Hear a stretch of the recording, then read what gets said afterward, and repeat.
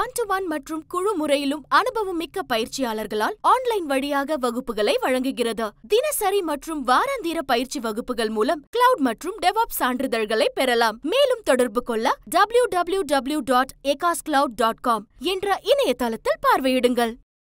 அனைவருக்கும் வணக்கம். ஒட்டுமொத்த தமிழ்நாட்டையும் உலுக்கிய திருப்போணம் அஜித்குமார் கொலை வழக்கில் சம்பந்தப்பட்ட காவலர்கள் 5 பேர் கைது செய்யப்பட்டிருக்காங்க. சிவகங்கை மாவட்ட கண்காணிப்பாளர் ஆசித் ராவத் காத்திருப்போர் பட்டியலுக்கு மாற்றம் செய்யப்பட்டிருக்காரு. நீதிமன்றம் தமிழ்நாடு அரசை நோக்கி பல கேள்விகளை எழுப்பியிருக்கிறது. எந்த அடிப்படையில் எஃப்ஐஆர் பதிவு செய்யாம 5 இடங்களில் வைத்து இவரை விசாரித்தீங்க?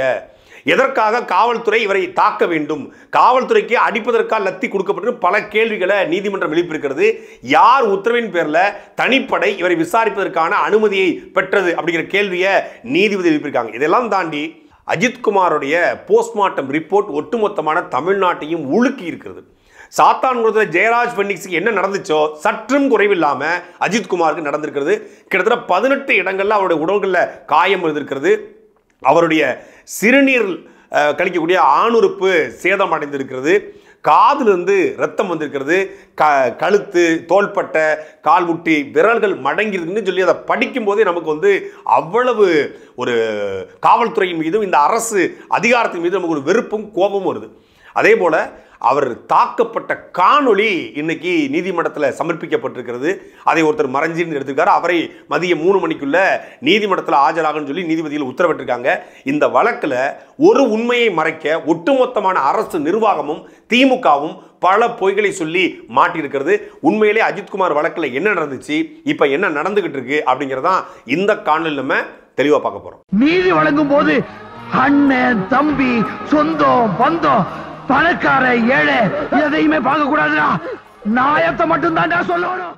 இதுவரைக்கும் காவல்துறை பத்திரிகைகளுக்கு என்ன கொடுத்துச்சோ அதுதான் பத்திரிகையில பேசப்பட்டது. அஜித்குமார் அப்படிங்கிற ஒரு இளைஞர் ஒரு தனியார் ஒப்பந்த நிறுவனத்தில் அவர் மணப்புரம் கோவில், அது ஒரு நாடார் சமூகத்துக்கு பாத்தியப்பட்ட கோவில். அந்த கோவிலில் இவர் பணி செய்கிறாரு, பணி செஞ்சுக்கிட்டு இருந்தாரு. அங்கே திருமங்கலத்திலேருந்து சாமி கும்பிட வந்த ஒரு மூதாட்டியும் ஒரு பெண்ணும் கார் பார்க்கிங்கு காரை விட சொல்கிறாங்க. அவங்க அம்மாவால் நடக்க முடியல, அதனால் ஒரு வீல் சேரை கொண்டு இவர் கொடுக்குறாரு. காரை நானே போய் பார்க் பண்ணிட்டு வந்துடுறேன் அப்படின்னு சொல்லி அவர் சொன்னார்னு சொல்லி பத்திரிகையில் ஊடகங்களுக்கு போலீஸ் கொடுத்தாங்க. கார் நானே போய் பார்க் பண்ணிட்டு வந்துடுறேன்னு. இவங்க வேணான்னு சொல்லியிருக்காங்க. நானே பார்க் பண்ணிட்டேன்னு சொன்னாராம். பார்க் பண்ண போனவர் 3 மணி நேரம் ஆளை காணலை அப்படின்னு சொல்லி காவல்துறை சொல்கிறாங்க. அதுக்கப்புறம் பார்த்தா அவங்க பார்த்தபோது நகை இல்லை, 10 பவுன் நகையை காணோம். அப்புறம் ஸ்டேஷனுக்கு புகார் கொடுக்குறாங்க. அந்த புகார் கொடுத்த பிறகு என்ன நடந்துச்சு அப்படிங்கிறத பத்திரிகைகள் ஊடகங்கள் எழுதிச்சு. இது போலீஸ் தரப்பில் சொல்லப்பட்டுச்சு. 10 பவுன் நகை காரில் இருந்துச்சு. காரை இவர்கிட்ட தான் கொடுத்தாங்க. இவருக்கு கார் எடுத்துகிட்டு தாமதமாக தான் சாவியை கொடுத்தாரு. அப்போ நகையை காணல, இவர் ஒருத்தர் தான் சஸ்பெக்ட், அதனால் இவரை விசாரிக்கிறதுக்கு காவல்துறை வந்துச்சு அப்படின்னு. ஆனால் உண்மையிலே என்ன நடந்திருக்கு அப்படிங்கிறத இவங்க தரப்புலேருந்து மதுரை நீதிமன்றத்தில் ஒரு புகாராக கொடுத்துருக்காங்க. அதில் என்ன சொல்கிறாங்கன்னா, கடந்த 27ஆம் தேதி, அது வெள்ளிக்கிழமை காலை 11 மணிக்கு மணப்புரம் பத்ரகாளியம்மன் கோவிலுக்கு திருமங்கலத்தை சார்ந்த நிக்தா அப்படின்னு ஒரு 47 வயது மதிக்கத்தக்க பெண்ணு, சிவகாமி அப்படிங்கிற 74 வயது மதிக்கத்தக்க பெண், 2 பேர் சாமி கும்பிட வராங்க. அவங்க கூட ஒரு ஆண் ஒருத்தர் இருந்தார். அந்த ஆண் யாருன்னு தெரியல. 3 பேர் வர்றாங்க.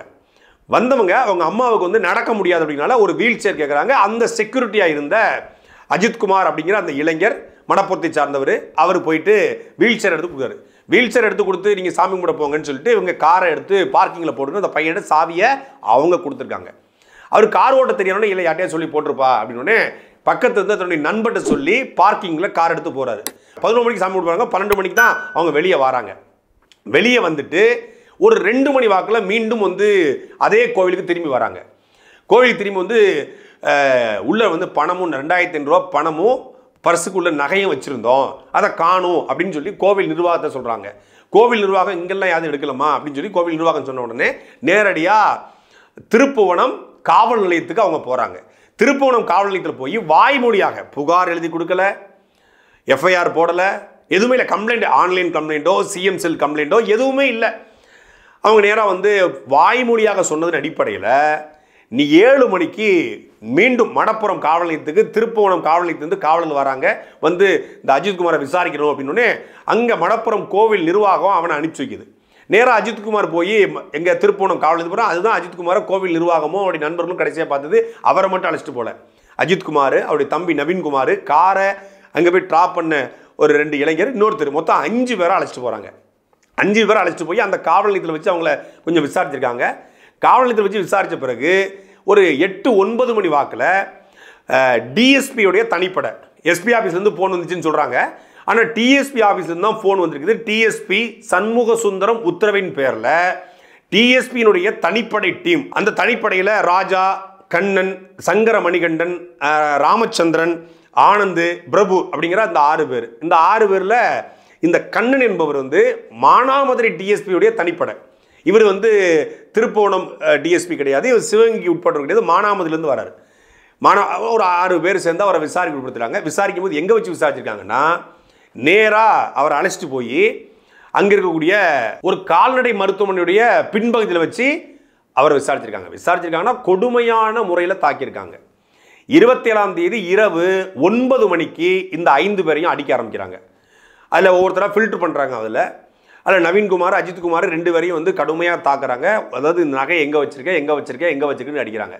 அடித்த இடம் ஒரு இடத்துல கூட சிசிடிவி இல்லாத இடங்களாக கூட்டு போய் 2 கண்மாய், அதே போல் ஒரு மாணவர்கள் படிக்கக்கூடிய தங்கும் விடுதி, அரசு மாணவர்கள் படிக்கக்கூடிய தங்கும் விடுதி, ஹாஸ்டல், பாய்ஸ் ஹாஸ்டல், அந்த ஹாஸ்டலுக்கு பின்னாடி வச்சு அடிச்சிருக்காங்க. ஏன்னா பெரும்பாலும் ஹாஸ்டலுக்கு பின்னாடி, இந்த டாய்லெட்டுக்கு பின்னாடி, கால்நடை மருத்துவத்துக்கு பின்னாடி இங்கே சிசிடிவி இருக்காது, ஆள் நடமாட்டம் இருக்காது, அதனால் அடிப்பது தெரியக்கூடாது அப்படிங்கிறதுக்காக அடிச்சிருக்காங்க. 27ஆம் தேதி இரவு தொடங்கி 28ஆம் தேதி மாலை சரியாக ஒரு 6 மணி 5 மணி வாக்கில் இவனை அஜித்குமாரை, நவீனை எங்கே கொண்டு வரனா, நேராக இங்கே கொண்டு வந்திருக்காங்க. எப்படி கொண்டு வராங்கன்னா, இந்த கம்மாய்க்கில் வச்சு, அரசு மருத்துவமனைக்குடைய பின்னாடி வச்சு, கால்நடை மருத்துவமனை பின்னாடி வச்சு, எல்லா இடங்களையும் வச்சு அடிக்கிறாங்க. கம்மாக்குள்ள வச்சு அடிக்கிறாங்க. அவன் நான் எடுக்கலைன்னு சொல்கிறான்.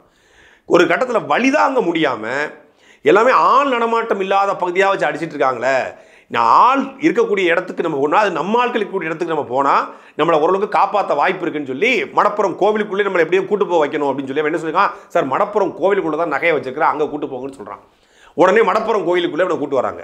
மணப்புறம் கோவிலில் வச்சு என்ன சொல்கிறேன், சார் நான் நகை எடுக்கலை, நீங்கள் இங்கே கூட்டு வந்தால் எங்கள் ஆட்கள் இருப்பாங்க, அவங்ககிட்ட நான் உதவி கட்டல் தான் சொன்னால், நான் சத்தியமாக நான் நகை எடுக்கலன்னு இருக்கான். சொன்ன உடனே அவனை படுக்க போட்டு 2 காவலர் 2 கால் மேலே ஏறி நின்றுருக்கானுங்க. இன்னொரு காவலர் அவன் தலை மேலே ஏறி நின்றுருக்கானுங்க. நின்று கடுமையான அடி. ஒருத்தர் அவருடைய ஆண் உறுப்பில் தாக்குறாரு. இந்த சித்திரவதை கிடையாது. அதில் ஒரு சின்ன ஒரு நிமிட காணொலி தான் இன்னைக்கு நீதிமன்றத்தில் சமர்ப்பிக்கப்பட்டிருக்கிறது. அந்த 1 நிமிடமும் அந்த கோவிலுடைய பின்பகுதியில் சமையல் கூடம் மாதிரி ஒரு இடம் இருக்குது. அந்த இடத்துக்குள்ள ஜன்னல் வழியாக பயந்து ஒருத்தர் இருக்காரு. ஏன்னா 6 பேரும் மனித மிருகங்களை போல நடந்திருக்கிறானுங்க.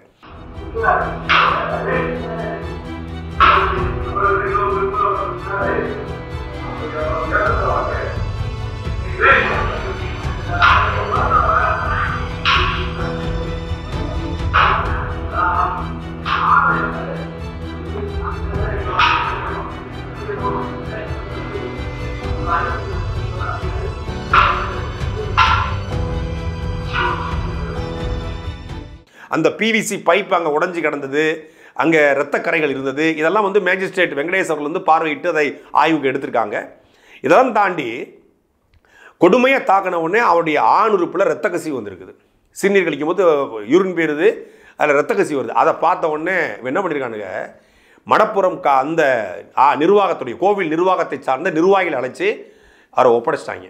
எஃப்ஐஆர் போடலை, கம்ப்ளைண்டே இல்லை, ஒப்படைச்சிட்டு போயிடுறாங்க. அவங்க ஒரு ஆட்டோவை பிடிச்சி, இரத்த கசிவோட அறகுற மயக்கத்தோடு கிடந்திருக்காரு, ஒரு ஆட்டோவை பிடிச்சி நேராக தனியார் மருத்துவமனை கொண்டு போகிறாங்க. தனியார் மருத்துவமனை கொண்டு போகும்போதே கிட்டத்தட்ட இரவு ஆயிடுது. தனியார் மருத்துவமனை கொண்டு போனோடனே அங்கே இறந்துடுறாரு. இறந்துட்டான்னு சொன்னால் தனியார் மருத்துவமனை பயந்து போய் திருப்பி போலீஸுக்கும் இந்த இவங்களுக்கு சொன்ன உடனே அவசரமாக திருப்பி மானாமதுரை ஜிஹெச்சி கொண்டு போயிருக்காங்க. மானாமதுரை ஜிஹெச்சி கொண்டு போகிறதா போலீஸ் ஃபோர்ஸ் எல்லாம் போகிறது. அதுக்குள்ளே தகவல் வெளியே வருது. ஏன்னா இந்த மணப்புறம் ஆலயத்தில் வேலை செஞ்சவங்க, உறவினர்கள், பூ கட்டுறவங்க எல்லாருமே அவனை உள்ளே கொண்டு போகிறத பார்க்குறாங்க, ஆட்டோவில் ஏறி போகிறத பார்க்குறாங்க. அப்போ ஏதோ நடந்துருச்சுங்கிறத தெரிஞ்சது. உடனே வீட்டுக்கு தகவல் கொடுக்குறாங்க. உறவினர்கள் எல்லாம் ஓடி வந்தோடனே ஜிஹெச் முன்னாடி போலீஸ் குவிக்கப்பட்டிருக்கு. எல்லாரும் மானாமதுரை ஜிஹெச் தான் கொண்டு போகிறாங்க. நிற்கும் போது நேராக ராஜாஜி அரசு மருத்துவமனைக்கு கொண்டு போகிறாங்க. ராஜாஜி அரசு மருத்துவமனைக்கு தான் அஜித்குமாருடைய உடல் கொண்டு செல்லப்பட்டிருக்கு அப்படிங்கிறது யாருக்குமே தெரியல. எல்லாரும் மானாமதுரையில் குஞ்சு நிற்கிறாங்க, திருப்பூரத்தில் குஞ்சு நிற்கிறாங்க. எங்கே இருக்கிறான், உயிரோட தான் இருக்கான்னு நினச்சிட்டு இருக்காங்க. செத்து போயிட்டான்னு யாருக்குமே தெரியாது. அவர் செத்து போயிட்டாங்கிற விஷயத்தை காலை வரைக்கும் சொல்லலை. அதுக்கப்புறம் தான் கொஞ்சமாக வந்து அவர் வந்து இறந்து போயிட்டார். வலிப்பு வந்து இறந்து போயிட்டார், கீழே விழுந்து இறந்து போயிட்டார் அப்படின்னு சொல்லி பல செய்திகள் போயிட்டு கொண்டிருக்கிறது. இதை எப்படியாவது மூடி மறைச்சிடலாம். என்ன நடந்திருக்கு அப்படின்னா, சரியா 29ஆம் தேதி காலை ஒரு 8 மணி 9 மணிக்கெல்லாம் ஒட்டுமொத்தமான திமுககாரன், திமுகவில் வந்து இந்த அரசு செய்த தவறுகளை மறைப்பதற்காக உடனடியாக களத்தில் இறங்குறதுக்கு திமுகவுடைய அமைச்சர் பெரிய கருப்பருடைய உத்தரவின் பேரில் திமுகவுடைய சிவகங்கை மாவட்ட துணை செயலாளர், அப்புறம் திருப்புவனம் பேரூராட்சி தலைவர் சேங்கை மாறன் அப்படிங்கிற அந்த நபர் என்ன பண்ணுறாரு, அவர் வராரு. அவர் வந்து இதை எப்படியாவது காம்ப்ரமைஸ் பண்ணு சொல்லி அப்புறம் டிஎஸ்பி வராங்க, இன்ஸ்பெக்டர், மொத்த போலீஸும் திருப்புவனத்தில் இந்த பையன் வீட்டு வாசலில் படப்புறத்தில் குவிக்கப்படுது. அப்போ நாம் தமிழர் கட்சி, அதிமுக, பாஜக எதிர்கட்சிகள் போறாங்க. குறிப்பா நாம் தமிழர் கட்சியோட வழக்கறிஞர் கார்த்திக் ராஜா தான் ஏன் எஃப்ஐஆர் போடல, 2 நாளா எஃப்ஐஆர் போடாம எந்த அடிப்படையில் நீங்க அவனை வந்து விசாரிக்க எடுத்தீங்க? ஒருத்தரை சந்தேக தரிப்பில் விசாரிக்கணும் கூட, அவர் வந்து சந்தேக தரிப்பில் விசாரிக்கணும் அந்த இடத்துல பர்டிகுலர் ஸ்பாட்ல வச்சு விசாரிக்கணும். அவரை ஸ்டேஷனுக்கு அழைக்கணும்னா அவருக்கு 41 சம்மன் கொடுக்கணும். சம்மன் கொடுக்காம ஸ்டேஷனுக்கு நீங்க அழைக்க முடியாது. அப்படி ஸ்டேஷன் அழைச்சாலும் அவருடைய வழக்கறிஞரோ உறவினர்களோ யாரோட துணையோட தான் கூட்டு போகணும். இந்த 5 பேரையும் இல்லீகல் கஸ்டடி எடுத்து எந்த ஒன்று கம்ப்ளைண்டே இல்லை, ஆன்லைன் கம்ப்ளைண்ட் கூட இல்லை, வெறும் வாய்மொழி உத்தரவு. அதுக்கப்புறம் வந்து எப்படி நீங்கள் எஃப்ஐஆர் பண்ணணும்னு அது கேட்டதுக்கப்புறம் தான் மக்கள் எல்லாரும் கேட்க ஆரம்பிக்கிறாங்க. அப்போ கார்த்திக் ராஜா, வழக்கறிஞர் கார்த்திக் ராஜா தான் இதை வந்து பெரிய அளவில் வந்து போராட்டமாக மாற்றுறாரு. அவர் சாலை மறியலில் ஈடுபடுறாரு. சேங்கை மாறன் வரும்போது அந்த காரை தடுத்து நிறுத்துறதுக்கு ஒட்டுமொத்தமான மக்களும் திரள ஆரம்பிக்கிறாங்க. அதுக்கப்புறம் தான் ஊடகங்களை பேசும் பொருளாக மாறுது, செய்தியாக மாறுது. தமிழர் கட்சியினர் வந்து அவரது திமுக நிர்வாகிகளும் காவல்துறையினரும் வந்து அந்த உடல் கூறு ஆய்வுக்காக அந்த அஜித்குமாரின் உடல் வந்து மதுரை மருத்துவமனையில் வைக்கப்பட்டுள்ளது. அதற்காக கையெழுத்து பெறுவதற்காக வந்ததாக நினைத்து அவருடன் கடும் வாக்குவாதத்தில் ஈடுபட்டனர். இதனால் சற்று நேரம் வந்து தள்ளுமுள்ளு நடைபெற்றது. அதன் பின்பு அந்த அஜித்குமார் உறவினர்கள் வந்து தற்போது வந்து இந்து சமய அறநிலையத்துறை செயல் அலுவலர் அலுவலகத்தில் வந்து முற்றுகையிட்டு இப்ப போராட்டம் நடத்தி வருகின்றனர்.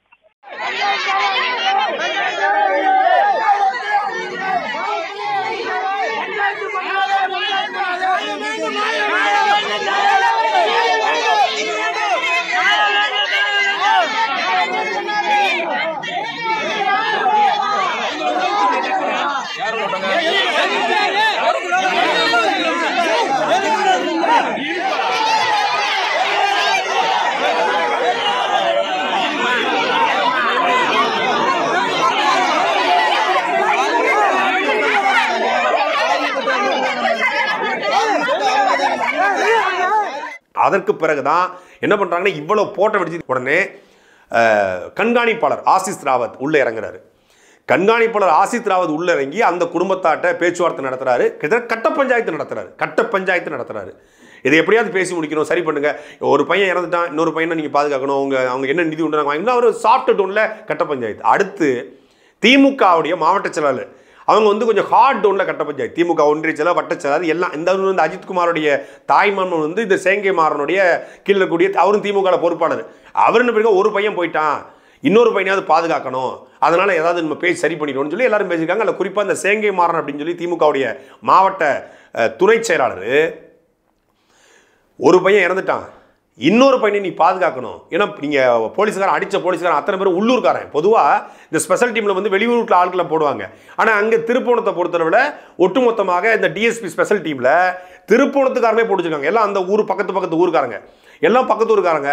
நாளைக்கு தொழில் பண்ண முடியாது, நாளைக்கு வெளியே போக முடியாது, வேலைக்கு போக முடியாது அப்படின்னு சொல்லி அந்த குடும்பத்தையே மிரட்டி த்ரெட்டன் பண்ணி, ஒரு பக்கம் த்ரெட்டனிங்கு, ஒரு பக்கம் வந்து ஆசை வார்த்தையில் காட்டுவது. அவருக்கு வந்து வேலை வாங்கி கொடுத்துருவோம் சேகர்பாபுட்ட சொல்லி, குடும்பத்துக்கு 50 லட்ச ரூபா நாங்கள் கொடுத்துட்றோம், முதற்கட்டமாக 10 லட்சம், அப்புறம் 50 லட்சம் கொடுத்துருவோம், இதோடைய பொறுப்பு வந்து செந்தில் பாலாஜி ஏற்றுக்கிட்டாரு, செந்தில் பாலாஜி தலைமையில வந்து பணத்தை கொடுத்துருவாங்க அப்படின்னு முதற்கட்டமாக 10 லட்ச ரூபாய் கொடுக்கப்படுறதா சொல்லப்படுது. 50 லட்ச ரூபாய் வரைக்கும் பேரம் பேசப்பட்டிருக்காங்க. 50 லட்ச ரூபா தரம்னு சொல்லிட்டாங்க, வேலை போட்டு தரேன்னு சொல்லிட்டாங்க. அப்புறம் அந்த குடும்பம் பயந்துருச்சு ஒரு பக்கம். இன்னொரு பக்கம் இவங்களை மீறி நம்ம என்ன செய்ய முடியும், இங்கே போராடிட்டு நாம் தமிழரோ பாஜகவோ அதிமுகவோ போராட்டம் பண்ணுவான், போயிடுவான், நாளைக்கு எதுவுமே கிடைக்காது அப்படின்னு ஒன்று இப்போ என்ன செய்யணும் தெரியாமல் சரி உடலை அடக்கம் பண்ணால் போதுங்கிற மனநிலைக்கு வராங்க. அதுக்கப்புறம் தான் உடலை வந்து பிரேத பரிசோதனை செய்யலாங்கிற மனநிலைக்கு வராங்க.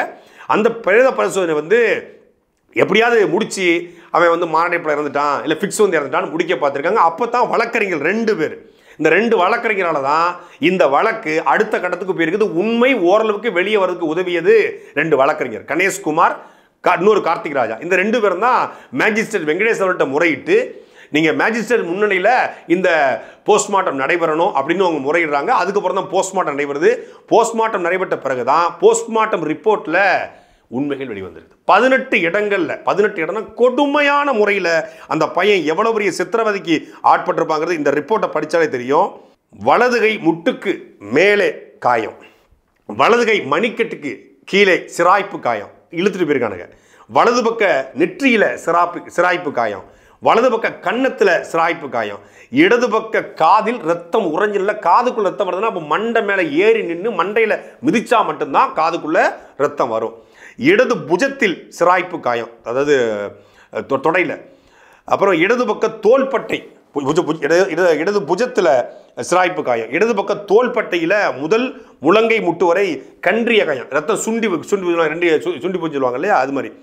இடது பக்க மணிக்கட்டுக்கு பகுதியில் 3 சிராய்ப்பு காயங்கள், இடது பக்க விழாவில் கன்றிய காயம், இடது கரண்டை காலில் சிராய்ப்பு காயம், இடது அதே போல் கைவிரல்கள் 10 கைவிரலுமே உட்பக்கமாக, இந்த கைவிரல் அத்தனை கைவிரலும் உட்பக்கமாக மடங்கி போயிருந்துருக்கு. கை விரலை அப்படியே மடச்சி ஒவ்வொரு விரலாக உடைச்சிருக்காங்க.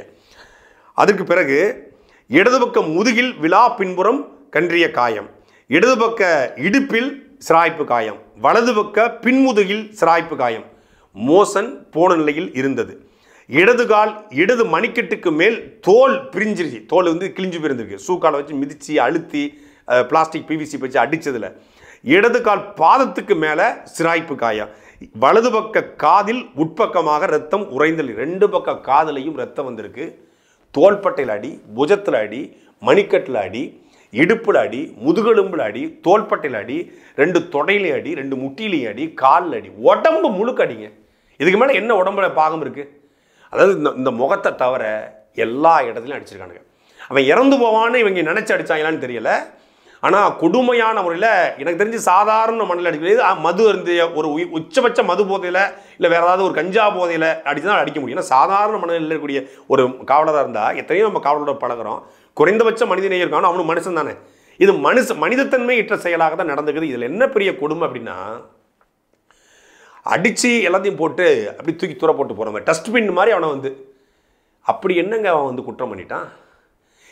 அவன் இந்த நகையை திருடுனதுக்கான சிசிடிவி ஆதாரங்கள் இல்லை, அவன் தான் எடுத்தானா உறுதி செய்ய முடியல. ஆனாலும் ஒரு வாய்மொழி உத்தரவுக்காக இவ்வளவு பெரிய கொடூரத்தை அரங்கேற்றிருக்கிறது காவல்துறை. இதில் என்ன பெரிய கொடுமைன்னா, நிக்தா இவருடைய கணவர் தலைமைச் செயலகத்தில் பணியாற்றார் அப்படின்னு சொல்கிறாங்க.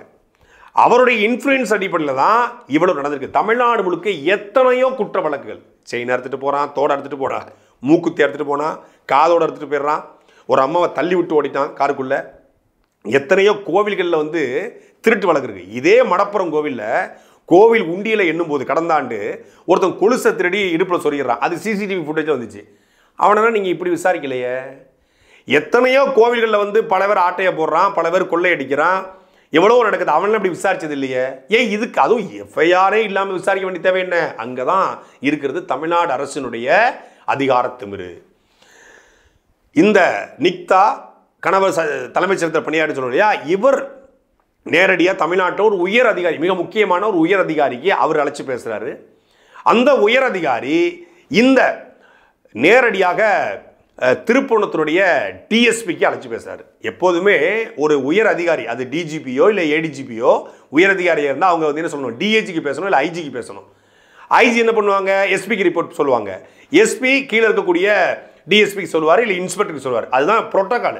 அதனால தான் இப்போ வந்து இங்கே போலீஸு, ஏட்டு, எஸ்ஐ, இன்ஸ்பெக்டரு, டிஎஸ்பி, அப்புறம் வந்து எஸ்பி, ஐஜி, டிஐஜின்னு சொல்லி கிரேட் கொடுத்துருக்காங்க. இவங்க நேரடியாக டிஎஸ்பிக்கு பேசணும்னு இப்போ ஒரு கட்சி தலைவர் இருக்கார், கட்சி தலைவர் மாவட்ட செயலாளர் மூலியமாக கட்சியில் இருக்கக்கூடிய கிளை செயலாளர் அணுகுனா, மாவட்ட செயலாளர் அணுகிறதுக்கும் கட்சியோட தலைவர் ஸ்டாலின் இருக்காரு வச்சுக்கோங்க, ஸ்டாலின் நேரடியாக கூப்பிட்டு ஒரு ஊரில் இருக்கக்கூடிய ஒரு கிளை செயலாளர் கூப்பிட்டு, என்ன முருகேசன் எப்படி இருக்கீங்க, உங்கள் ஊரில் கட்சி பணி எப்படி போயிட்டு இருக்கு, ஒரு 10 கோடி உங்கள் ஊரில் நடுங்க அப்படின்னு ஸ்டாலின் சொல்கிறதுக்கும் மாவட்ட செயலாளர் ஒன்றிய செயலாளர் சொல்றதுக்கும் வித்தியாசம் இருக்குது. மாவட்டம் சொல்லுவாரியா, நம்ம செய்ய முடியுமா, ஸ்டாலினே சொல்லிட்டாரா, தாலி வச்சு கூட செய்வோம்டா அப்படின்னு இறங்குவாங்க. அதே மாதிரி இங்கே உயரதிகாரி பேசிட்டாரு, சென்னை தலைமைச் செயலகத்திலேருந்து தலைமையிலேருந்து வந்துருச்சு அப்படின்னு உடனே அந்த டிஎஸ்பி என்ன பண்ணுறாரு, ஒரே வார்த்தை, எப்பா மணப்புறம் காவல் நிலையத்தில் ஏதோ ஒரு தெஃப்ட் கேஸாம்ப்பா, அது ஏதோ ஒரு காவலாளி பண்ணிட்டானா, சாயந்தரம் 4 மணிக்குள்ளே ரெக்கவரி பண்ணுப்பா. இதுதான் உயரதிகாரி சொன்ன வார்த்தை என்று சொல்லப்படுகிறது. ஒரே வார்த்தை, ரொம்பலாம் கிடையாது, மொத்தமே 10 to 20 seconds தான் ஃபேஸ் டைமில் கூப்பிட்டு 4 மணிக்கு ரெக்கவரி இருக்கணும். 12 மணிக்கு சம்பவம் நடக்குது, 4 மணிக்கு ரெக்கவரி வேணும். டிஎஸ்பி சொல்லிட்டாரியா, தூக்குடா அவனை அப்படின்னு தூக்கியிருக்காங்க. எந்த விதமான புரோட்டோகாலையும் ஃபாலோ பண்ணாமல் ஒட்டுமொத்தமான சிஸ்டமும் ஒரு பெண்ணுக்காக, நிக்தாங்கிற ஒரு பெண்ணுக்காக இயங்க வேண்டிய தேவையும் அவசியம் வந்துச்சு. அது யாரு, அவ புருஷன் யாரு? அந்த நிக்தா 27ஆம் தேதி காலையில் கோயிலுக்கு போகிறாங்க, நகை காணாமல் போகுதுன்னு சொல்கிறாங்க. மாலையில் அவங்க ஒரு ப்ரெஸ் மீட் கொடுக்குறாங்க, பத்திரிகையாளர் சந்திக்கிறாங்க. அந்த நிக்தா என்ன சொல்கிறாங்க அப்படின்னா, அவங்க முகத்தை மூடிக்கிறாங்க. அவங்க ஒன்றும் குற்றவாளி இல்லையே, குற்றவாளி இல்லாத ஒருத்தர் இதுக்கு முகத்தை மூடணும், மூட வேண்டிய தேவை என்ன இருக்குது? சரி, அவங்க என்ன சொல்கிறாங்க அப்படின்னா, 27ஆம் தேதி திருமங்கலத்திலிருந்து கிளம்பி ஒரு ஸ்கேன் எடுப்பதற்காக நாங்கள் போனோம். ஸ்கேன் எடுக்க போகும்போது தான் இந்த நகை, மோதிரம், செயின் இது எல்லாத்தையும் பர்சுக்குள்ளே கழட்டி வச்சோம். பர்ஸில் கழட்டி வச்சுட்டு அதை எடுத்து அப்படியே வந்து நாங்கள் பர்ஸை வந்து ஹாஸ்பிட்டலில் கழட்டி வச்சுட்டு அதை அந்த பர்ஸை எடுத்துகிட்டு வந்து நாங்கள் காருக்குள்ளே வச்சுட்டோம் அப்படின்னு சொல்கிறாங்க. இப்போது ஸ்கேன் சென்டர் போகிறாங்க, ஸ்கேன் சென்டர் போகும்போது நகை போடக்கூடாது, நகை போட்டுட்டு ஸ்கேன் சென்டருக்கு போகக்கூடாது, அதனால் நகையை கழட்டி வச்சாங்க. ஸ்கேன் சென்டர்லேருந்து வெளியே வந்த பிறகு திருமங்கலத்திற்கும் மடப்புறத்துக்கும் கிட்டத்தட்ட ஒரு 3/4 மணி நேரம் டிஸ்டன்ஸ் இருக்குது. இந்த டிஸ்டன்ஸில் இவங்க ஏன் நகையை போட்டுக்கல? கோயிலுக்குள்ளே போகும்போது எந்த பெண்ணாக இருந்தாலும் நகை அணிஞ்சிட்டு போகணுன்னு தான் நினைக்கும். கோயிலுக்குள்ளே போகும்போது நகை அணிஞ்சிட்டு போகணும் அப்படிங்கிற எல்லா பெண்களும் ஆசைப்படும். அப்போ நகை பர்ஸில் இருக்குது அப்படின்னா, அது காருக்குள்ளே இருக்குது அப்படின்னா, யாராவது ஒருத்தர், நானோ நீங்களோ இதை பார்த்து கொண்டிருக்கிற இத்தனை லட்சக்கணக்கான தமிழர்கள் யாரோ ஒருத்தர் காருக்குள்ளே 10 பவுன், இன்னைக்கு ஒரு பவுனுடைய மதிப்பு வந்து 80 ரூபா, கிட்டத்தட்ட 8 லட்ச ரூபா மதிப்புள்ள நகையை காருக்குள்ளே வச்சுட்டு அந்த கார் சாவியை அடுத்தவன்ட்ட கொடுப்போமா? கொடுக்க மாட்டோம், வாய்ப்பே கிடையாது. என்ன நடந்திருக்குன்னு சொல்லி அங்கே இருக்க தம்பிமார்கள் சொல்கிறாங்க அப்படின்னா, இந்த பெண் வந்து அந்த தாய் வந்து ஒரு வீல் சேர் கேட்குறாங்க. இந்த வீல் சேரை கொடுத்துருக்கு ஏதோ ஒரு காசு எடுத்து கொடுத்துருக்காங்க. 2-3 பசங்க இருக்காங்க, ஒரு 100 ரூபா கொடுத்துருக்காங்க. அவங்க இப்போ 4-5 பேர் நிற்கிறாங்கம்மா, கூட ஒரு இது கொடுங்கன்னு கேட்டிருக்காங்க. கேட்டதாக சொல்லப்படுது, அது உண்மையானு தெரியல, சொல்லப்படுது. இதில் இந்த நிக்தாவுக்கும் அஜித்குமாருக்கும் அவருடைய நண்பர்களுக்கும் சின்ன வாக்குவாதம் ஏற்பட்டதாக சொல்லப்படுது. ஒரு வாக்குவாதம் நடந்திருக்கு. ஏதோ காசு கொடுத்து, இல்லை காசு வேணான்னு சொன்னாங்களா, இல்லை கூடுதலாக 100 ரூபா கேட்டாங்களா? அவங்க வேலை அந்த இடத்துல அதுதான் அவங்களுடைய வேலை இருக்குது. சரி, கார் பார்க்கிங்கில் போட்டது, வீல் சேர் எடுத்து கொடுத்தது அப்படிங்கிறதுக்காக 100 ரூபாயோ 200 ரூபாயோ கேட்டதாக சொல்லப்படுது. இல்லை காசே வேணான்னு சொல்லுவாங்க. ஏதோ இடத்துல ஒரு வாக்குவாதம் நடந்திருக்கு. 2 பேருக்கும் வாக்குவாதம் என்ன? அந்த சிசிடிவி ஃபுட்டேஜ் எங்க தெரியல. இந்த வாக்குவாதத்தில் நிக்தா தன் அதிகாரத்தை பயன்படுத்தி, ஏன் நகையே இல்லாமல் கூட, அதில் நகையே இல்லாமல் கூட நீ என்னையவே கேள்வி கேட்குறியா, நான் யாருன்னு தெரியுமா, தலைமைச் செயலகத்தை என் புருஷன் வேலை பார்க்குறான்டா, உன்னை என்ன பண்ணுறேன் பாரு அப்படிங்கிறதுக்காக இந்த ரிவெஞ்ச் எடுத்தாங்களா? ஏன்னா சாதாரணமாக நம்ம பார்க்குறோம், சின்ன ஈகோல ஜெயராஜ் ஃபெனிக்ஸ், என்ன ஃபெனிக்ஸோடைய தந்தை ஜெயராஜ், அந்த சாத்தாங்குளத்துடைய ஸ்ரீதர் என்கிற இன்ஸ்பெக்டர் அங்கே வண்டியில் வந்து ஒருத்தனை கைது பண்ணுறதுக்கு ஏதோ கூப்பிட்றாரு, வாடான்னு கூப்பிட்றாரு. எதுக்கு அவனை வாடான்னு கூப்பிட்றான், இனி அவன் கூட்ட போகணுமா, அதில் போதப்பா அப்படின்னு சொல்லி ஏதோ ஒன்று சொல்கிறாரு. இல்லை வசூலுக்கு மாமூல் கேட்குறாங்க, அதெல்லாம் கொடுக்காதப்பா அப்படின்றார். இவர் செல்ஃபோன் கடை நடத்தார், இவர் மட்டும் மாமூல் கொடுக்க மாட்டார். அப்போ இவர் சாதாரணமாக இன்னொருத்தர் பேசுகிறாரு, இந்த ஸ்ரீதர் இன்ஸ்பெக்டர்னா பெரிய ஆளா, கொம்பா, போலீஸ்லாம் பயந்துருவோமா அப்படின்னு பேசும்போது அங்கே இருக்கக்கூடிய ஒரு ஐஏஎஸ் போலீஸ் அதை கேட்டுறாரு. ஐஏஎஸ் போலீஸ் போய் ஸ்ரீதர் சொல்கிறாரு, இந்த மாதிரி ஜெயராஜ் வந்து உங்களை ரொம்ப தப்பாக பேசுகிறாப்புல, பெரிய இதாக பேசுகிறாப்புல, நம்ம ஊர் சாதாரணத்தை எப்படி பேசுவாங்க, சாதாரணமாக பேசுவாங்கல்ல, அது மாதிரி சொல்கிறாருன்னு சொன்னோடனே அந்த ஈகோவில் தன்னை திட்டான். பொதுவெளியில் நேரடியாக திட்டுற, சும்மா ஒரு இன்னொருத்தண்ட 3% ஸ்ரீதர்னா பெரிய கொம்பா, போலீஸ்னா பெரிய கொம்பா, அதிகார திமிரில் ஆடுறாங்களா, இப்படி பேசுனதுக்கு அப்பாவை தூக்கிட்டு போகிறாரு. மகன் என்னன்னு கேட்க போகிறான். 2 பேரையும் வந்து சைக்கோ தரமாக அடித்து பின்னில் அவருடைய பெட்டக்ஸில் பிவிசி பைப்பை கொடுத்து, லத்தியை கொடுத்து, கொடூரமாக கொஞ்சம் கொஞ்சமாக தாக்கி ரத்தம் கொட்ட அடித்து கொண்டாங்க. நம்ம கண்ணு கேட்டோம். சின்ன வார்த்தைக்காக 2 மரணங்கள் நிகழ்ந்தது கண்ணு முன்னாடி. அதே மாதிரி இந்த பெண் அந்த அஜித்குமாரோடு சின்ன ஏதோ ஒரு வாக்குவாதமோ, இல்லை வந்து ஏதாவது செய்ய சொல்லியிருக்கலாம், அவர் செய்ய மாட்டேன்னு சொல்லியிருந்துக்கலாம். இல்லை காரை முதல்ல விடும்போது காரை விட முடியாதுன்னு சொல்லியிருக்கலாம், வண்டி ஓட தெரியாது நான் விட மாட்டேன்னு சொல்லியிருக்கலாம். விடியா நான் தலைமைச் செயலகத்தில் வந்திருக்கேன், செக்ரட்டரியில் வந்திருக்கேன் அப்படின்னு சொல்லியிருக்கலாம். இல்லை அங்கே இருக்கக்கூடிய கோவில் கூடிய நிர்வாகிகள் யாரோ, அவங்களாம் பெரிய இடம்ப்பா, பெரிய இன்ஃப்ளூயன்ஸ் வந்திருக்காங்க, கொஞ்சம் வண்டி எடுத்து போடுன்னு சொல்லியிருக்கலாம். அவங்க அம்மாவுக்கு வந்து வீல் சேர் கேட்டபோது தர முடியாதுன்னு சொல்லியிருக்கலாம். இல்லை வீல் சேர் வேணும்னு அவங்க கேட்டபோது வந்து அது ஒரு வாக்குவாதம் வேணும், ஏதோ நடந்திருக்கு. ஏதோ ஒரு வாக்குவாதம், ஒரு கான்வர்சேஷன் 2 பேருக்கு நடக்க போய் தான் இதில் இந்த பழி நடந்திருக்கு. அப்போ நகையை வச்சுக்கிட்டே நகையை காணாமல் சொன்னாங்களா அப்படிங்கிற கேள்வி கேட்டால் இன்றைக்கி வரைக்கும் நகை ரெக்கவரி ஆகலை. நகை என்ன போச்சுன்னு தெரியல. அந்த நகை வாங்கினாங்கன்னா நகை எங்கே வாங்கினாங்க, அந்த நகைக்கான சீட்டு எங்கே, அந்த நகை உண்மையிலே அவங்கள்ட்ட இருந்துச்சா, அது இங்கே எடுக்கப்பட்டுச்சா இல்லை வந்து ஸ்கேன் சென்டர் எடுக்கப்பட்டுச்சா, வர்ற வெளில விழுந்துச்சா, அப்படி பல கேள்விகள் இருக்குது. அதனால் இந்த வழக்கில் மரியாதைக்குரிய மாண்புமிகு நீதியரசர் எஸ்.எம். சுப்பிரமணியன், மரியாதைக்குரிய நீதிபதி மரியா கிளீட் அவர்கள் இந்த வழக்கில் இந்த நிக்தாவை ஒரு முக்கியமான குற்றவாளியாக நீங்கள் சேர்க்கணும், விசாரிக்கணும். அவங்களை விசாரிச்சா மட்டும்தான் என்ன நடந்துச்சு, ரெண்டு பேருக்குள்ள கான்வர்சேஷன் என்ன அப்படின்னு தெரிய வரும். அதே போல அழிக்கப்பட்ட சிசிடிவி காட்சிகள், இந்த மடப்புறம் கோவில் ஒரு புகழ்பெற்ற கோவில், முழுக்க சிசிடிவி காட்சிகள், பல்வேறு கடைகள் இருக்குது. அந்த சிசிடிவி ஃபுட்டேஜை 27ஆம் தேதி சாயந்தரம் 4 மணிக்கு வந்து ஒட்டுமொத்தமான காவலர்களும் அதிகாரிகள் திமுறை பயன்படுத்தி அந்த மடப்புறம் கோவிலுடைய அத்தனை சிசிடிவி எடுத்துட்டு போயிட்டாங்களாம். ஏன் சிசிடிவியை முன்னாடி எடுத்துட்டு போறீங்க? எடுத்துட்டு போக வேண்டிய தேவை என்ன இருக்கு? 27ஆம் தேதி எடுத்துட்டு போயிடுறாங்க, திருப்பி 28ஆம் தேதி வரைக்கும் அடிச்சு 28 நைட்டும் வந்து சிசிடிவி எடுத்துட்டு போயிடுறாங்க. ஸ்டேஷன்ல இருந்து சிசிடிவி காணும், மடப்புறம் கோவிலுடைய சிசிடிவியை காணும். திருப்பூணம் முழுக்க பல இடங்களில் டிராவல் பண்ணுறாங்க, எந்த இடத்துலையுமா சிசிடிவி வேலை செய்யலை. இதை கேட்பதற்கு தமிழ்நாட்டில் ஒரு மனிதநேய ஆர்வலர்கள் கூட இல்லையா? தமிழ்நாட்டில் கூடிய எதிர்கட்சிகளில் மரியாதைக்குரிய திருமாவளவனோ இல்லை மரியாதைக்குரிய வந்து கம்யூனிஸ்டுகளோ இல்லை காங்கிரஸ் கட்சியோ ஒருத்தன் கூட வாடா உங்கள் கட்சியில் ஆம்பளை இல்லை, துள்ள துடிக்க ஒருத்தன் கொலை செய்யப்பட்டிருக்கான். இந்த சிசிடிவி எங்கடா போனீங்க? சாத்தாங்குளத்துக்கு அத்தனை பேர் துடிச்சிங்களடா, துடிச்சிங்களே. இப்போ எங்கே போயிட்டீங்க? குரலற்றவர்களின் குரலாக ஒழிப்புன்னு சொல்லிட்டு தமிழ்நாடு அரசும் காவல்துறைக்கும் முட்டு கொடுக்குற அயோக்கிய நாய்கள், உங்கள் வீட்டில் இலை உளுந்தா இப்படித்தான் முட்டு கொடுப்பீங்களாடா அப்படின்னு தானே கேட்க தோணுது. நமக்கு வேதனையாக இருக்குது. ஒரு மிகப்பெரிய ஒரு கொடூரத்தை செஞ்சுட்டு ஏங்க இது வரைக்கும் 28 வயசு வரைக்கும் எந்த தவறும் செய்யாத, எந்த குற்ற பின்னணியும் இல்லாத ஒரு பையங்க.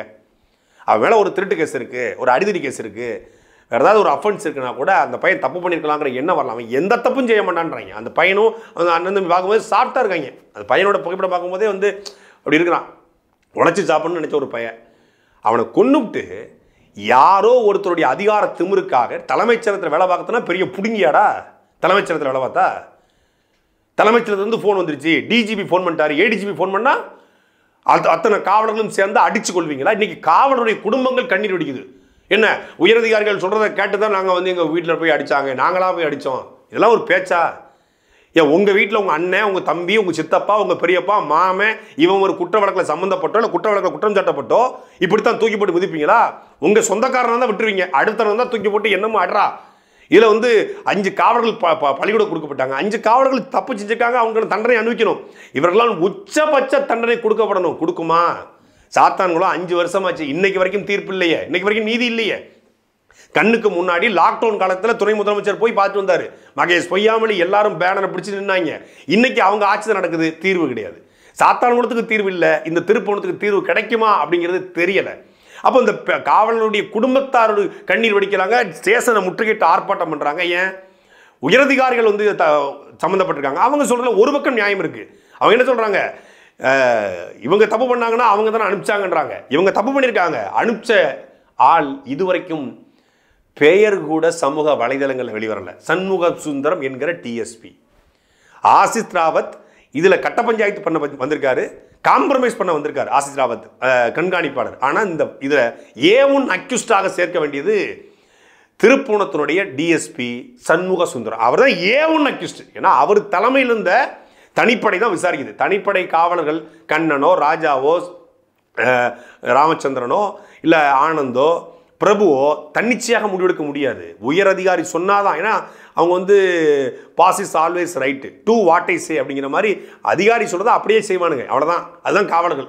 காவல்துறை என்பது காக்கி சட்டை போட்ட ரவுடிகள், காவலர்கள் என்பது காக்கி சட்டை போட்ட ஏவல் நாய்களாக மாறி நிற்கிற ஒரு சூழ்நிலை உருவாக்கி அதைத்தான் நீதிமன்றம் கேட்டிருக்குது. அப்போ அந்த டிஎஸ்பி சண்முக சுந்தரம் சொன்னதன் அடிப்படையில் தான் இந்த ஒட்டுமொத்தமான தனிப்படை போகுது. ஏன்னா தனிப்படை போய் கைது செய்யணும், தனிப்படை கைதுங்கிறத தாண்டி அது அடிக்கும், அது ஃபோனை பறிக்கும்.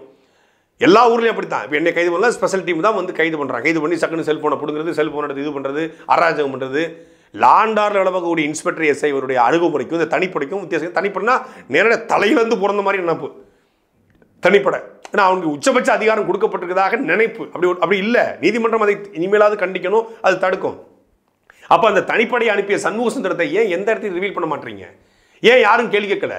ஆசித் ராவத்தை காத்திருப்போர் பட்டியலாம், எவன் தப்பு செஞ்சாலும் காத்திருப்போர் பட்டியல். ஆனால் சாமானிய மனிதன் கைது பண்ண, சாமானிய மனிதன் தப்பு செஞ்சதா ஒரு புகார் வந்தாலே தூக்கி வச்சு அடித்து அமலக்குண்டி ஆக்கி அவனை விசாரித்து கைகாலம் முடச்சி அவனை வந்து கட்டுப்பட வச்சு எங்க தமிழ்நாட்டில் 25 லாக்அப் மரணங்கள் சொல்றாங்க. 25 பேர் லாக்அப் மரணம்னா 25,000 பேர் அடிச்சிருக்காங்கன்னு அர்த்தம். 25,000 பேர் அடிச்சிருந்தாதான் 25 லாக்அப் மரணங்கள். நம்ம செத்ததுனால பேசுறோம் அஜித்குமார். இதே அஜித்குமார் கைகோல முடிஞ்சிருந்தா பாத்ரூமில் வலிக்கு விழுந்தார். பாத்ரூமில் வலிக்கு விழுந்தவர் 2000 பேருங்க தமிழ்நாட்டில் 4 வருஷத்தில். அதில் காலகையை இழந்தவர்கள் இல்லையா, எங்க கட்டவரில் வெட்டி விட்டுருக்காங்க, கால் நரம்பை வெட்டி விட்டுருக்காங்க, வாழ்க்கையவே ஊனமாக்கியிருக்காங்க. நீதிமன்றங்கள் எதற்காக, இந்த சட்டம் எதற்காக அப்படிங்கிற கேள்வி உருவாகுது. காவலர்களுடைய வேலை ஒரு புகார் வந்தால் விசாரிக்கணும், அவ்வளோதான். விசாரித்து அவங்களை நீதிமன்றத்துக்கு முன்னாடி நிப்பாட்டணும், நீதிபதிகள் முன்னாடி நிப்பாட்டணும். நீதிபதிகள் அவங்களுக்கு வந்து சிறையில் போட சொல்லுவாங்க, நீதிமன்ற காவல் கொடுப்பாங்க. அவங்க மேலே மீதும் வந்து குற்றத்தை ஒப்புக்கொள்ள வைக்கவோ இல்லை வந்து குற்றத்தை வந்து கண்டுபிடிக்கவோ அவங்கள வந்து திருப்பி விசாரணைக்கு எடுத்து விசாரிப்பாங்க, கஸ்டடி எடுப்பாங்க. அதில் விசாரணைகளில் தெரிய வரும். அதுக்கப்புறம் வந்து குற்றப்பத்திரிகை தாக்கல் செய்யப்பட்டு சாட்சியங்கள் சொல்லி அதுக்கப்புறம் தான் தண்டனை. எதுவுமே இல்லாமல் அட்ரா, காலை திருக்குடா, பல்ல உடடா, பல்ல புடுங்கடா அப்படின்னா எதுக்கு நீதிமன்றம் அப்படிங்கிற கேள்வி இதில். அதைத்தான் சென்னை உயர்நீதிமன்றத்துடைய மதுரை கிளை இன்னைக்கு கேட்டிருக்காங்க. இதில் மிகப்பெரிய ஒரு உண்மை மறைக்கப்பட்டிருக்கிறது. ஒரு உயரதிகாரியுடைய அழுத்தத்தின் பேரில் திருப்போணம் டிஎஸ்பிக்கு அழைப்பு போகுது. திருப்போணம் டிஎஸ்பியுடைய உத்தரவின் பேரில் தனிப்படை போகிறது. அப்போ அந்த டிஎஸ்பியும் இங்கே டச் பண்ணலை, அந்த உயரதிகாரி டச் பண்ணல. யார் அந்த உயரதிகாரி, யார் அந்த டிஎஸ்பி?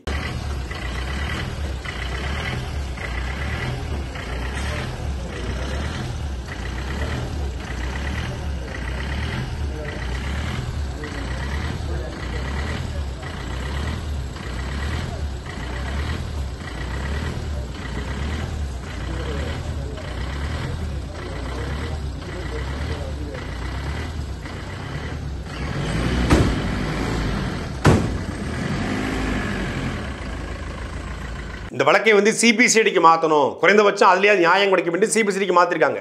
சிபிசிஐடி என்ன, தமிழ்நாடு அரசோட இன்னொரு பிரான்ச் தானே. அவங்க என்ன இது வரைக்கும் சிபிசிஐடி விசாரித்த வழக்குகளில் என்ன நீதியும் நேர்மையும் கிடைச்சிருச்சு, எத்தனை பேருக்கு தண்டனை கிடைச்சிருச்சு அப்படிங்கிற கேள்வி இருக்குது. சிறப்பு புலனாய்வு குழு ஒன்றை போட்டு ஒரு நீதியரசர் தலைமையில் ஒரு குழுவை உருவாக்கி அதில் ஒட்டுமொத்தமாக இதில் நடந்த உண்மைகளை சிசிடிவிகளை ஆராய்ந்தாலே இதனுடைய ஒட்டுமொத்தமான கூட்டு களவாணிகள் வெளியிடுவாங்க. எல்லாருடைய அலைபேசிகளையும் ஒட்டுக்கெட்டு அந்த அலைபேசிக்கு வந்து சிடிஆர் போட்டு சிடிஆரை வெளியிடுகிற நீங்கள் இதில் இந்த டிஎஸ்பியோட சிடிஆரை போட்டால் டிஎஸ்பிக்கு வந்து இந்த நிக்தா பேசியிருக்காங்களா, நிக்தாவோட சிடிஆர் போட்டால் நிக்தாவுடைய கணவருடைய சிடிஆரை போட்டால் இதில் யார் யார் குற்றவாளிகள், யார் சொல்லி இது நடந்திருக்கு அப்படிங்கிறது தெரிய வரும். நீதிமன்றமும் நேர்மையான நீதிபதிகளும் இதை செய்வார் நம்புகிறோம். இதில் மிக முக்கியமாக கணேஷ் ராஜா, அதே போல் வந்து கார்த்திக் ராஜா, கணேஷ்குமார், இந்த வழக்கறிஞர் போல மேஜிஸ்ட்ரேட் வெங்கடேஷை போல, அதே போல் மனித உரிமை ஆர்வலர் ஹென்றி டீபன் அவருடைய டீம் தான் இறங்கிற வேலை செய்கிறாங்க. அதை நம்ம சொல்லி ஆகணும். மனித உரிமையாளர் ஹென்றி டீபனுடைய டீம் இறங்கினதுனால தான் இது ஓரளவுக்கு வெளிவந்திருக்கிறது. இது எந்த அரசியல் கட்சிகளுடைய துணை நாம் தமிழர் கட்சி போராடுகிறது, பாஜக வந்து அழுத்தம் கொடுக்குறாங்க, தாவைக்கா தொண்டர்கள் அழுத்தம் கொடுக்குறாங்க, அதிமுக போராட்டத்தை முன்னெடுக்கிறாங்க, அதிமுக பாஜக வந்து நீதிமன்றங்கள் வந்து வழக்கை முன்னெடுக்கிற வழியை பார்க்குறாங்க. அது எல்லாத்தையும் தாண்டி ஹென்றி டீபன் என்கிற ஒரு மனித உரிமை ஆர்வலர் தான் இந்த வழக்கை இவ்வளவு தூரம் வெளிக்கொண்டு வருவதற்கான முழுமூச்சாக நின்றிருக்காரு. அது இல்லைன்னா திமுக ஊடகங்களும் திமுகவுடைய உடன்பரப்புகளும் சேர்ந்து இவர் பாத்ரூமில் வலிக்கு விழுந்தார், வலிப்பு மரணம் என்று முடிச்சிருப்பாங்க. சாட்டை எடுத்து நாட்டை திருத்து, இளம் தலைமுறை தானே நீ